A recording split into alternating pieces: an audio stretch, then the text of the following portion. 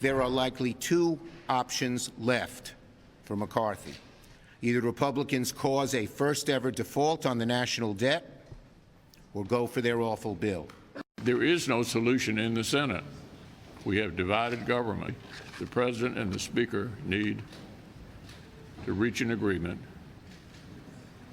to get us past this impasse.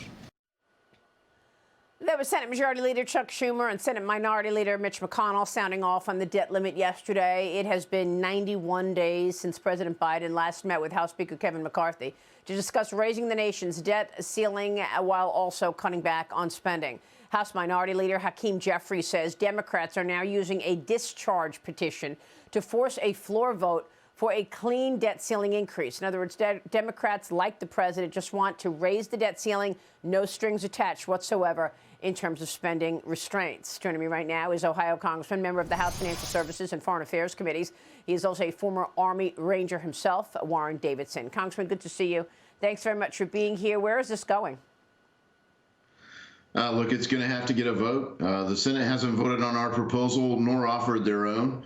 I think Joe Biden realizes his position is untenable, but they're doubling down on it and continuing to throw lie after lie out there. House Republicans are the only party that's offered a solution, and our solution not only doesn't default on our debt now, it takes a step in the right direction. We took the radical position that math is real, and that if you don't change course, you could default in the future. So we're trying to show some restraint on future spending, and we do that without cuts to Social Security, Medicare, or benefits for veterans. Well, I don't know what the Senate is doing then, Congressman. There's an op-ed in the Journal this morning. It's titled Chuck Schumer's Debt Default. In it, the editorial board writes this: where's Chuck? He has denounced the House bill as dangerous with his usual nuance, but if he wants to avoid a default on U.S. debt, he will have to pass a bill through the Senate. So far, he's done nothing but kvetch. Why is Schumer so against starting to negotiate and talk about a bill that pulls in some spending? Yeah, he doesn't want to put his own bill on the floor. I mean, you could put a Senate bill on the floor. The Republicans have already passed a bill through the House, and you could go to conference committee and work out the differences and come up with something that gets a vote in both houses. Schumer doesn't want to cause that process to begin. Joe Biden's still trying to defend his indefensible position of, no negotiations. The last time the United States had 120+% debt to GDP ratio, the total amount of the debt to the size of our economy, was at the end of World War II. And at the end of World War II, we knew we had to pay down the debt. Joe Biden's only plan, frankly, Democrats' only plan, is to keep spending more faster. Yeah, and meanwhile, President Biden is calling you and your colleagues dangerous. I know Speaker McCarthy is pushing back on the president's claims that the GOP debt bill will cut veterans' affairs. McCarthy's office told Fox, quote, House Republicans will not cut veterans' benefits and will responsibly prioritize spending in the upcoming appropriations process. Congressman, what are you going to do? There is a war of messaging here. The president continues to come out and attack this bill, calling it wacko, calling it extreme.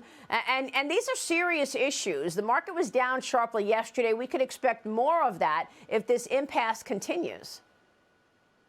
Yeah, I mean, by the end of the day, some people could start to conclude this damage to our financial system is on purpose.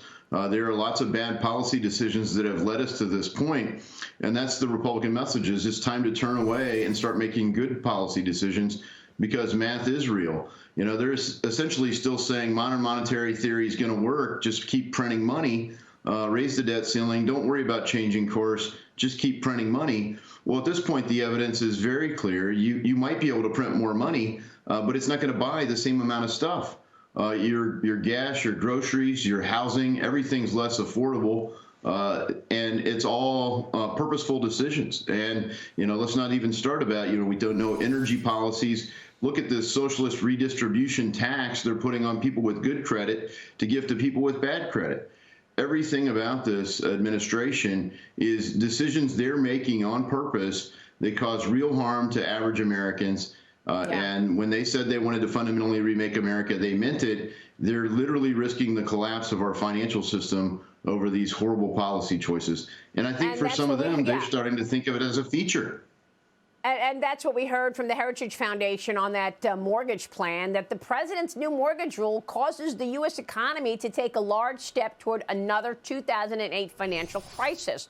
You recently sent that letter to the White House threatening to repeal this rule. Where is this going? This went into place this week on Monday. It's being called socialism. What can you do about it? Well, my hope is that someone withstanding, someone who's being forced to pay this higher fee, will be able to get an injunction in court and stop it. We're working with nonprofits to find the right case to be able to bring. We've got a hearing scheduled for May 17th to deal with this in my committee. I'm the chairman of Housing and Insurance. And then we'll have a full hearing later in the month where we start to, we notice a bill for a Congressional Review Act to try to claw back this action by Joe Biden. Okay, we will be watching that. Congressman, thanks very much for being here this morning. A lot of things to deal with. Warren Davidson joining us this morning. Thank you, sir.